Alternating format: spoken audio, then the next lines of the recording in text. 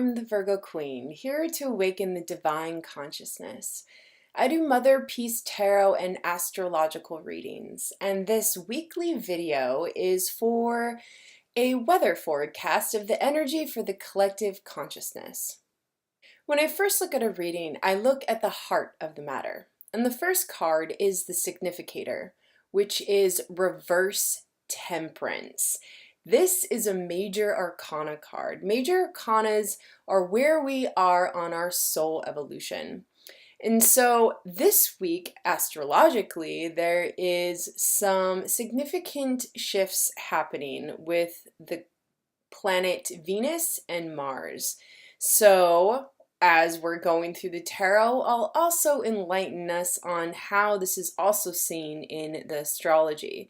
So temperance is the card of the alchemical force that moves the energy around us and within us. And so this is showing that there's a lot of chaos going on, that nothing really makes sense, and we're confused, and we really kind of have all this energy and don't know where to put it or what to do with it. And this has a lot to do with what's going on with Venus on Tuesday, and also this weekend when Mars goes back into Scorpio. Mars is still in retrograde, the planet of our will, the planet of our active energy. So temperance is going to go back to that deep level of our karmic balancing. And so that is why nothing really feels in alignment this week, and things are kind of coming out of context and not knowing where to store the energy.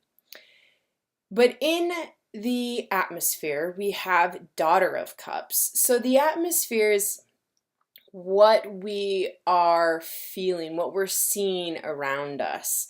And so we have Daughter of Cups, which is actually quite playful. Our feminine energy is alive and feeling good and connecting, but it moves into the cross current, which is reverse Two of Cups. And this is the fear of rejection, the fear of losing partnerships, of losing that deep connection that we've been striving for over the past couple weeks or months, because Venus is in trine on Tuesday. And so there's going to be a lot of conflict in relationships, especially with the masculine and feminine.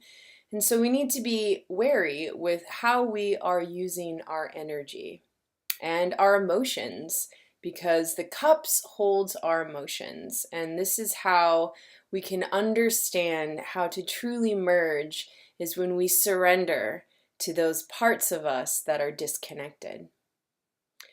But in the root, we have the Hierophant. And so the root is what we're standing on and is how we are being guided throughout this week.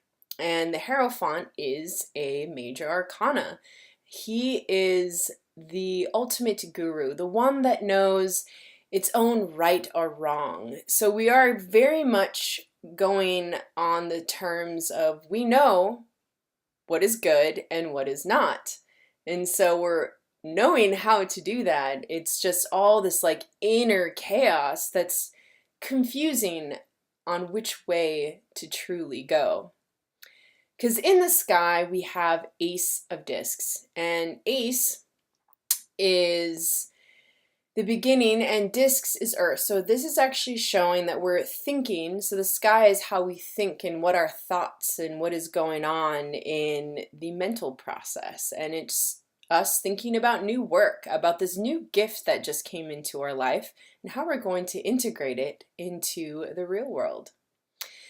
Because in the past, we had reverse Six of Swords. And so there was a lot of overwhelming energy, especially in this past full moon in Sagittarius, of not really knowing where we stand, going through a lot of eternal shifts. And so it kind of clouded our mental process, swords. And so needing to relieve and let go of a lot of things was very necessary. Because in the self-concept, we have the Wheel of Fortune, another major arcana, and this is showing that there is a twist of good fate, that we feel that we are on the verge of something and that we are ready for it. Because in the hopes and fears, we have reverse 9 of discs. And 9 is a completion number, and discs is work.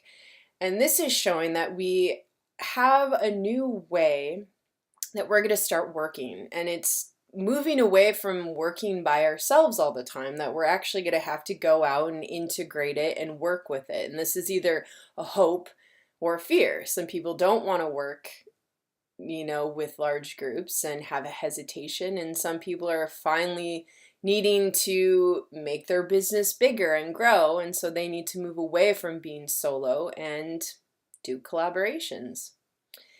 Because in the future, we have reverse Daughter of Swords. So a lot of mental energy going on. The swords is how we think. And the daughter is the young feminine, and it's reversed. And it's saying that we are impatient with what we want to manifest. These projects, these ideas, all these things, we feel like it can be created right now. But it can't. It needs to wait. Let it actually plant the seed and see how deep the roots will grow before we can even see the beginning of the bloom. In the house, we have reverse 8 of Swords. Again, lots of mental energy, lots of thinking this week. And so 8 is change and swords, mental. And so this is about changing our thought process. And because it's reversed, it's actually allowing us to open up and move out of the old paradigm of thinking. And so the house is where all this energy is being held. So there was a change of a mental process that happened, right? And now we're moving into a much more open and expansive way of understanding information and how we relate to it. Because in the outcome, the first card is reverse 5 of discs. And so there's been a lot of stress in the body, a lot of tension, but we're finding new creative ways in order to relieve that stress. And that moves us into the High Priestess. The all-knowing, very highly intuitive, and clear-minded female energy.